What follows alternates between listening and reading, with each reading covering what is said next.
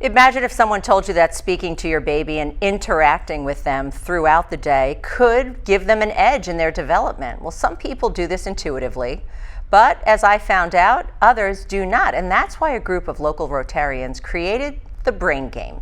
What if someone told you that a baby's brain is 80% developed by the time they're 3 years old?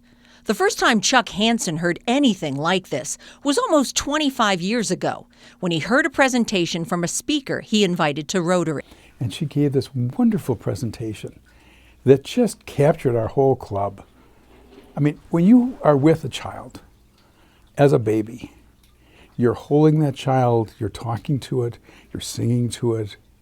We had no idea that all those activities were physically changing that child's brain. Hansen says parents receive a lot of advice when they have a newborn, but he wondered why no one tells you this. And we thought, oh my God, we never realized this as parents. We just followed the examples, frankly, of how we were parented. Peter Hughes, like Hansen, was blown away when he heard this information. That's the issue, that many people don't know how to have constructive interaction with their children that in a way that they know it's helping them develop. Hansen, Hughes, and a handful of other Rotarians knew they had to make this their mission. So they set out to fully fund and produce a book on the findings, calling it The Brain Game. Alicia Larson didn't have the book when she had her first son and says, well, she wished she did.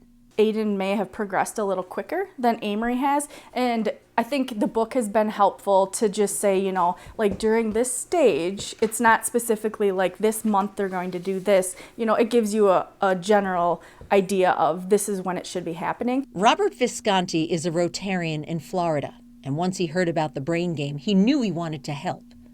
Since the book is printed in Spanish too, he used his connections and had a group based in Florida deliver books to the maternity ward in a hospital in Honduras. The first 3 years of a child's life are the most rapid brain development in any individual.